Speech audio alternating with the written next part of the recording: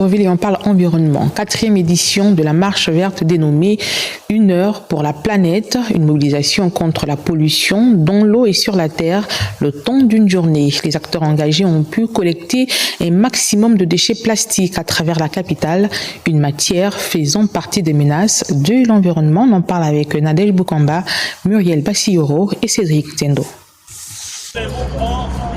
1 heure pour la planète est une initiative lancée par le Fonds mondial pour la nature et ses partenaires sous la forme d'un événement symbolique d'extinction de feu en Australie en 2007. Pour coller à cette initiative mondiale en faveur de la planète, les agents et les responsables du VVF ont procédé à la pré-collecte de tout type de déchets. C'est une activité qui est organisée aujourd'hui, le 23 mars, dans tous les pays dans lesquels le WWF est implanté. En fait, l'objectif de cette activité, c'est de dire nous allons consacrer 1 heure pour notre planète. Scindés en 4 groupes de 25 personnes, ces hommes et femmes sont allés en guerre contre l'insalubrité dans les quartiers dits derrière Mbolo, l'Assemblée nationale, Plaine-Rôtier, entre autres. L'ambition pour nous, c'est pendant 1 heure de temps, récolter les déchets plastiques, les déchets organiques et les déchets ferreux et voir dans quelle mesure les intégrer dans la chaîne des valeurs du déchet